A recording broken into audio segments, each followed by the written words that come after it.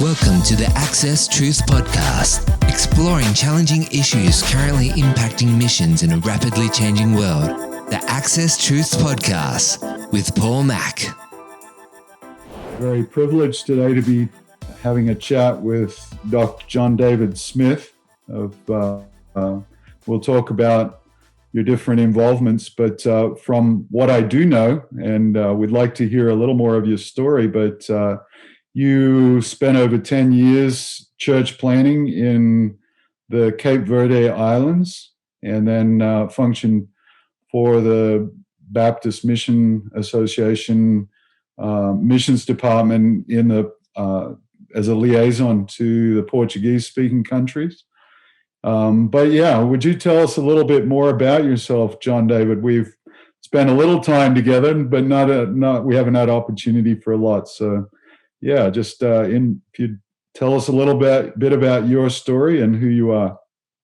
Yeah, thanks, Paul. It is an honor to be here with you, and so my wife Kim and I, very young after we had finished our undergrad studies, did indeed go off to Lisbon, Portugal, to study Portuguese, which was the official language it is in Cape Verde, and we did spend about 12 years there. I think some of the things that connect us, and I'm sure our discussion will lead this way, we I'll take that out. We really are the study in hey, we really needed more training in missiology and missions practice. So we are that case study. But when we're weak, God is strong. We're thankful for that. We did have a very blessed time in Cape Verde. Very difficult decision to leave there in a permanent way, and so since then. By the way, Kim and I do have two grown sons. Josiah is married to Bailey. He's 23. Seth is in med school. He just turned 22 this week. We're very blessed in that regard. But probably, I guess it was in 2007, started working with our group, the BMAA, as you noted, particularly as an international assistant toward the Portuguese-speaking countries. But also in my doctoral studies, I did have the opportunity to kind of do a synthesis among some different missions organizations of how they were training international missionaries. And of course, a lot of times people will say out of our greatest ministry failures, or maybe our sense of our greatest lack, is where we do our greatest ministry. And I think that's the way that God has opened up a lot of doors for me. And so I am now the executive director of missions, but I still do, even in that role, I'm the executive director of missions for the BMA, but even in that role, Paul, I still have very much a hands-on approach to missionary training, pre-field, ongoing education. I teach missions at a 4-year Christian college here nearby as well. So that's kind of my story. Very blessed and just very thankful. Great. Yeah. So that's been our connection through the area of training, pre-field orientation and preparation. And you guys, we've partnered together with AccessTruth. But I wanted to, I've gone through, took the liberty of looking at your doctoral dissertation and found that really interesting. But a couple of things there I'd like us to chat about if we could, John David. But what brought that whole area to your attention? Like, what were the factors that raised the whole issue of training and pre-field orientation and preparation to your attention, or to the organization's attention? What fed into that, and then you focusing on that for your research and study? Okay. Great question. Thank you for that. And so it really was out of my own great sense of not being well equipped in my own missionary ministry. Now, I have to be very careful always, of course, because, in our organization, way before I was ever born, and great leaders and godly people, Sure. and have done some amazing things. So when I start talking about maybe some of the weaknesses in some of the areas that you've just asked about, obviously, we're just having to paint the picture and describe the way it was. And some of those great men, if they were sitting here in this conversation, they would say that's exactly the way it was. And so really, as I got to West Africa ultimately, and I began to do ministry, I had some exposure of missions classes, those type things in my undergrad studies, which I had completed at that time. And I knew very general missions principles and things, Paul, like saying, "Hey, I want to work myself out of a job," which is kind of the old timey way of saying, "Hey, we want obviously to plant mature, all the." If you're still using the selves, everything that marks a mature church, we want to do that so that I can move on and they can carry on without me. But I knew that was the destination, but I had no idea what the path was from where I was to that final destination. And so it really was. And my own personal story was out of sensing my great need and my lack of missions preparation. I had my own father, who was a pastor, to order me a bunch of books that I saw. Actually, to be quite transparent, it was the books that you had to read to get in the doctoral program for missions at Fuller Seminary in California.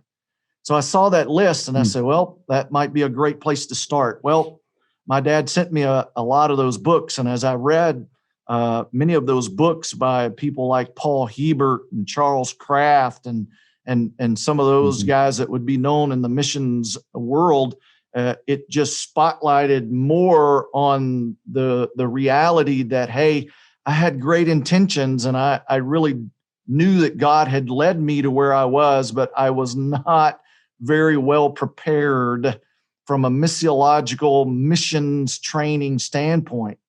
So from there, obviously started to try to fill that gap, fill that void that I sensed in my own life and ministry. And really the only place I knew to do that was in the academic world, seminary. And so did that. Didn't really get a lot of missions specialized training until I did get to the doctoral level because, master's degree tends to be very eclectic. You get a little bit of everything.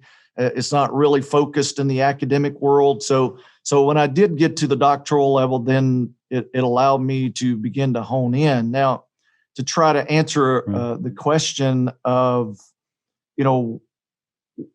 really that's what spurred on. I knew that our missions organization did not have any kind of organized, intentional, pre-filled training program. And so that's really what prompted me to study that and work toward that in my doctoral studies. And by the way, the results of my doctoral studies are still the very foundational structure of what we do in training missionaries.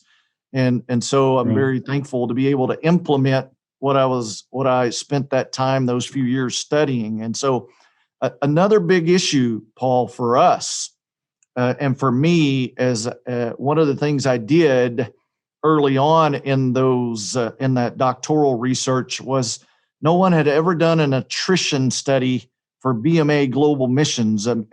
We knew just from basic observation that, hey, we have a pretty high rate of missionaries that aren't lasting very long.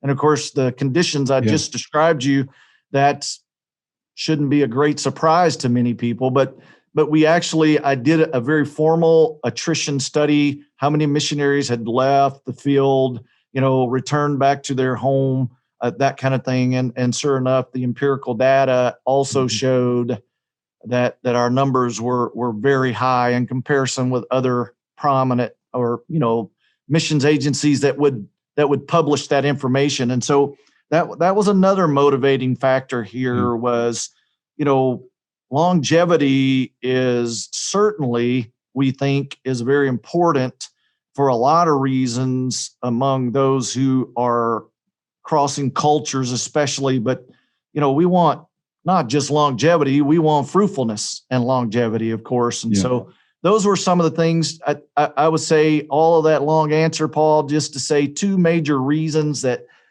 prompted me to look at this pre-field training issue would be my own sense of need in that area. And then also from an organization seeing that, hey, attrition and having other missionaries no doubt feeling just like I was feeling when I got to my place of service. So those are the things that really were the impetus. Yeah.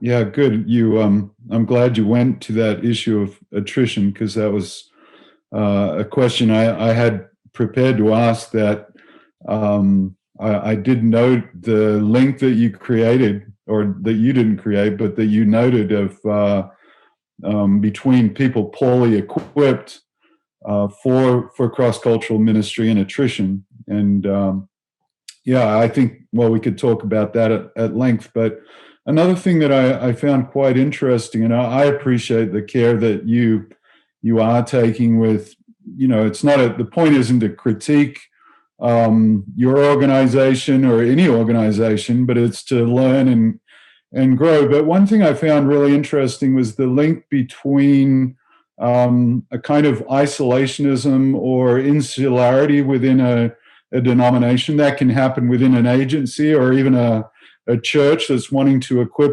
their people for ministry. But I was interested to note that you commented on isolationism and how that can feed into a poor preparation process. I wonder if you could just comment in general on that, John David. Yeah, sure. By the way, my father was a BMA pastor. I was born into the BMA, this Association of Churches here in the United States. And so, hey, I'm a lifelong BMAer, if you will. And so I also feel at great liberty. I feel a great liberty to talk about and say, hey, praise the Lord, this is where we've come from in a lot of areas. We certainly haven't arrived. And yes, traditionally, our group of churches have been very much, and whether that was defended by, hey, we want to maintain, our sound doctrine. We don't want to be, crossing paths with other people that could somehow bring in something that would be unscriptural, and those are genuine concerns. But I think this too, though, hey, the way that I approached it personally, Paul, was I realized that that's the environment that I had grown up in, and as well as I know, when I went internationally. And of course, I was exposed to the greater missionary community, and I was exposed to, all that comes with crossing cultures. And that by in and of itself tends to open and expand our horizons and make us realize, wow, our little bubble is not the only bubble, right? We need to step out of that and praise the Lord for that. But true. I think that was one of the leading factors was just an unwillingness to say, hey, we need to look beyond ourselves in order to learn what others who are like-minded, as you say, and that are very familiar and similar to us. And what are they doing in this area with excellence, and that's doing very well that we can learn from? And so, that was kind of stepping out of the norm for us. But may I say to you that both in my personal life and in and as an organization, that it has paid huge dividends to be able to do that. And of course, obviously, we're not so pragmatic that we don't think that the Lord is guiding us. We believe that He is, and and we're thankful that he has guided us to relationships that are great people that indeed have similar purposes and have, like AccessTruth and others that really provide something in our context that we didn't have, and not only that, really didn't have the capability to produce on our own. So it's very important. Yeah, no, good. We think about that a lot, how we can hold to our theology and our convictions, our values, and yet be part of a larger dialogue and glean, and perhaps then have opportunity to input as well, as we've received from you and you guys, and our interaction we consider to be valuable. So I wonder if you could describe for us how it works with BMA and the missions department, and particularly I'm interested in the relationship between candidates, people who believe God's leading them to be involved in missions, their local churches, and then the training program and the missions department, and just how does that all work together?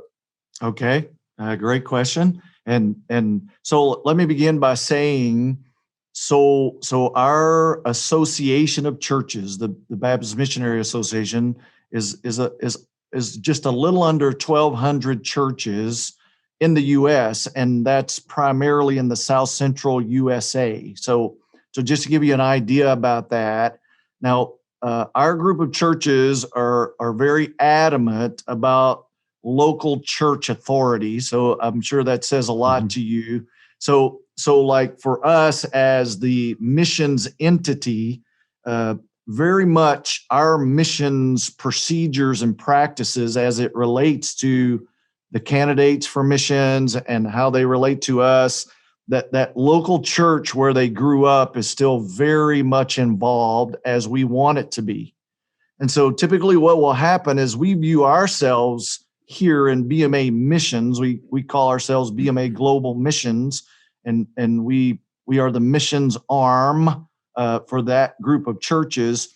So we do not see ourselves in any way as supplanting those local churches. We see ourselves as coming alongside those local churches. And so in our context, Paul, actually those local churches are the sending agencies, and we just come alongside them for things like assessment and training and coaching and missionary care, and we do handle finances through our office and things like that. We'll be right back in just a moment, but first, here's a resource from AccessTruth. Looking for training resources for cross-cultural missions? Cross-Cultural Essentials is a 10-module curriculum with over 250 video-based tutorials covering 4 foundational areas. Cross-Cultural Essentials empowers believers to communicate in a new language and culture, tackle Acts-based principles for planting a church, and of course, understanding the overarching biblical narrative so they can confidently pass it on to people who may have never heard it before. Access the tutorials online today. Cross-Cultural Essentials, a comprehensive training curriculum for cross-cultural missions. And now, back to the AccessTruth Podcast with Paul Mack. Okay, yeah, well, you've touched on where I was going to extend that question to, and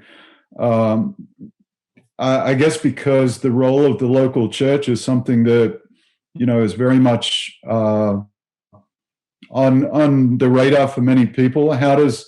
What's the role of the local church? What's the role of an agency? And so that's why I'm kind of, pursuing this, but interested to know then in your particular setting, what role is played by the local church then in evaluating a given couple? Are they suitable for an overseas cross-cultural ministry, if it is overseas?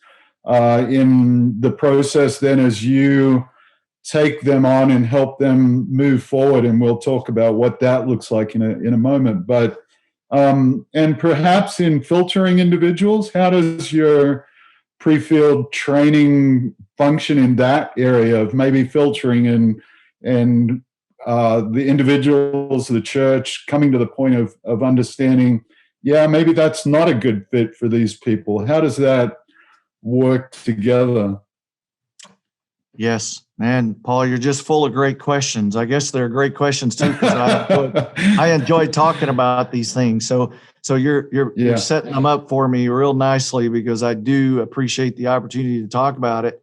But for example, in our context, yes, typically there would be a conversation between us and a potential missionary couple that could be candidates. They could contact us. A lot of times the pastor would say, hey, contact the BMAA missions, global missions office, and we'll talk to them, just hear what their heart is.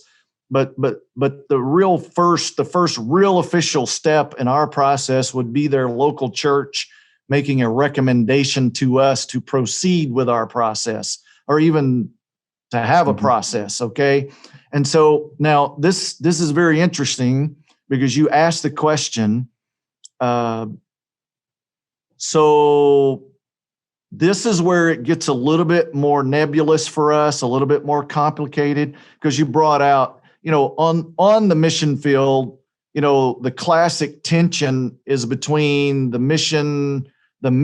sending mission, and those, what we've traditionally called the national churches, or those indigenous churches. So a lot of times that tension, when does the mission let go? That, well, same thing, very similar in your question here is okay, the local church and the sending mission here that actually belongs to those churches, there can still exist that tension sometimes, for sure. And in this area, because a pastor is certainly, and usually the leadership of that local church, they're evaluating the potential for this couple quite a bit different than you and I would view them.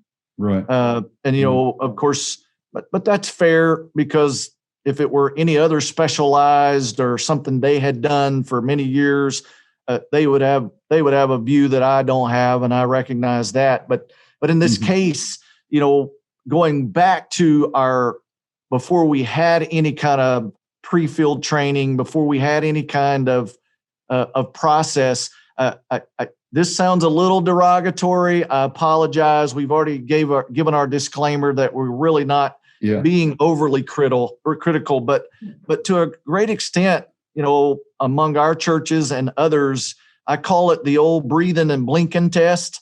And, if people were breathing and blinking and said that God had called them, then all of a sudden we had this weighty obligation to send them, even though we hadn't taken the time not to necessarily say, hey, we don't think God has led you to do that. We don't view ourselves that way. I think in the New Testament, it was the local church that was the credentialing agency, the one that said, yes, we do believe they are called, but what does that look like? So the old breathing and blinking test sometime was applied, and not too many people were told, hey, you might not work out well in that criteria.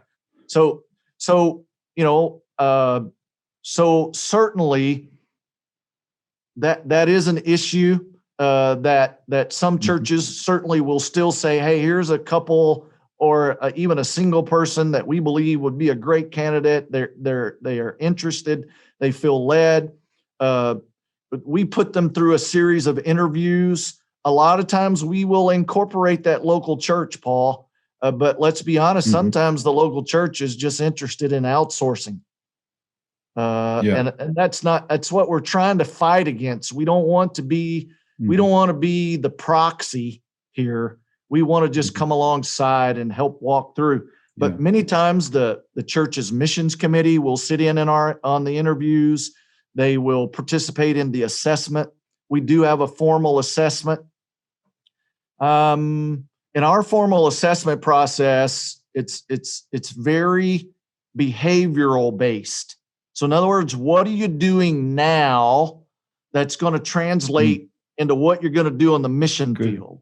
So if you're not sharing your faith, you're not multiplying disciples, you're not developing leaders, exactly what do you think you're going to do when you get there? So our assessment is not based on potential, because, hey, everybody has potential. I mean, ultimately, but it's based on behavioral issues right now and concepts.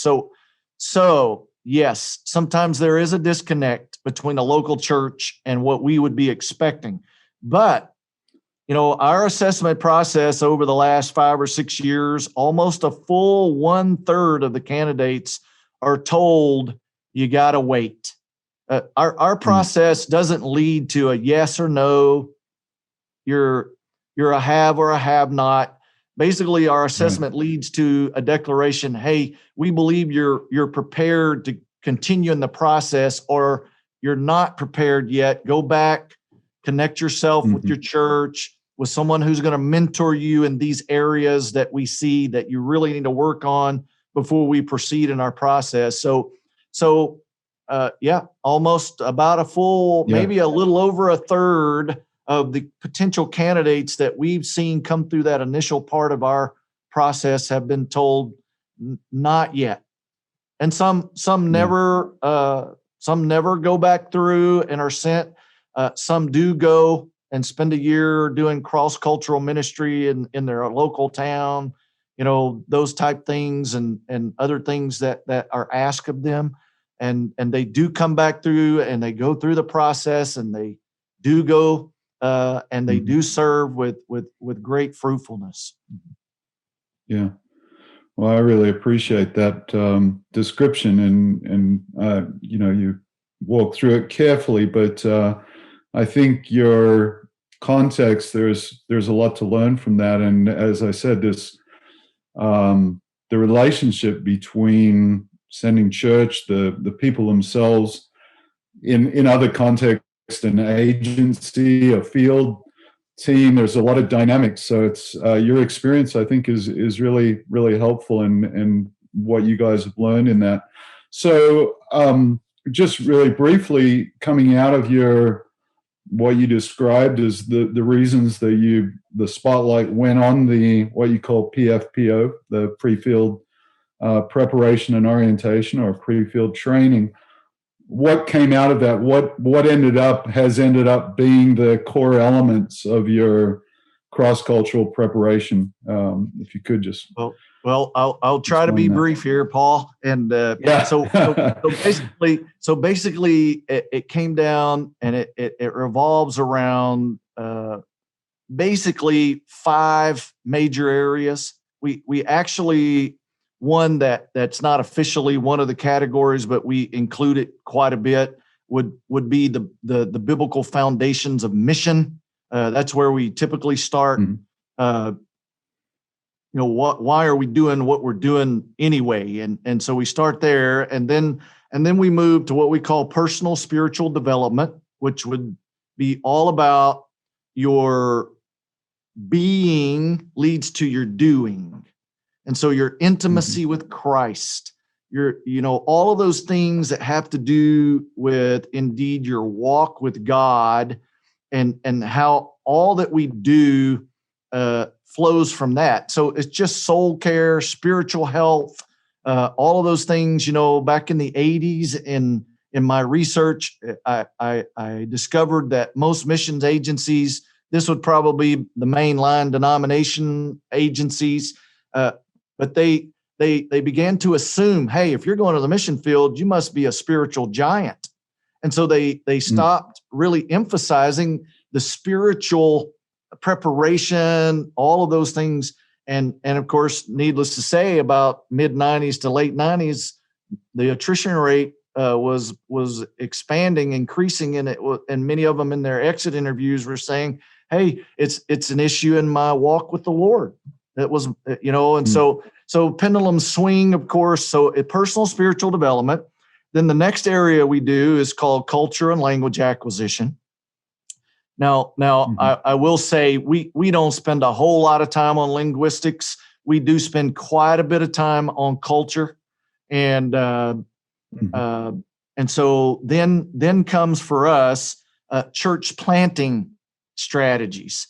Now, we are unapologetically church planters. Okay, we always have been. We are, of course, that's tied to our local church emphasis. We do, even in my own personal missiology, I believe that both the source and the goal of New Testament missions is that local church. So that's who we are, and so we do talk a lot about church planting, back in my doctoral studies is where I would have been exposed to your father's writings, building on firm foundations, and that whole mindset of the old new tribes, now ethnos, and I was exposed to that, and wow, it resonated with me. It really did. And so we definitely utilize that methodology, and we try to teach that, and some of the things that we discussed at GC20 in Denton this year with you guys, and the wild acrostic, and what does a mature church look like, and so we really have incorporated a whole lot of those things into what we're doing, and so it's personal spiritual development, cultural language acquisition, church planting strategies, and then we do one called interpersonal skills, and this has to do with everything from how to build relationships in the culture where you're going to work, how to develop leaders in the culture where you're going to minister, how to resolve conflict. So basically all of those areas of interpersonal things, and some of those areas that as a young missionary, I absolutely struggled because I just didn't understand the cultural dynamics and how they did all of that locally. And then the last one, Paul, is what we call family life / single life on the mission field, and addresses all of those issues. So that was kind of the result of my doctoral studies and those major areas that we focus on. Yeah. Wow. That sounds like a very full-orbed preparation program. I happen to know that you're preparing people. The group of churches is sending to a lot of different contexts, a lot of kinds of ministry. What challenges does that pose for you guys in helping alongside those churches to equip folks for such a broad range of contexts they're going to be going into? Of course, in the personal spiritual side, that's pretty much across the board. But then when you start thinking about context, has that been a challenge at all, John David? Oh, well, sure. It always is, because, when you begin to define culture and you talk about worldviews, and you begin to talk about so many things that from our perspective, it's like being on another planet. It really does cause a lot of problems. And of course, because we do work in a lot of different contexts, our pre-field training really is all about building a skill set for our missionaries on how to do it themselves, because we don't have a one-size-fits-all model, right? And so what are those skill sets in you determining what is that local worldview, and how do you construct a worldview, and how do you ascertain all of that? And so it really does become more of building the skill sets necessary for them to then go do a lot of work that has to be done, before they can really minister at a very effective level. Yeah. And I guess finally, so we've been talking about pre-field preparation, but what about ongoing input and in-ministry training? Do you guys have components for that in your program there? We do. We in our partnership with you guys at AccessTruth, this has really met a very vital need for us in that area.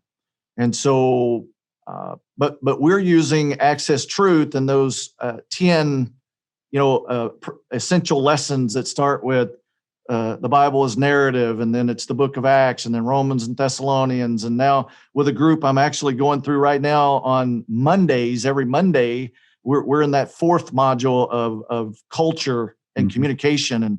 And so that's what we're doing. And that group on Mondays, Paul, is what we call our cohort. Now, typically in our context, we elect missionaries once a year.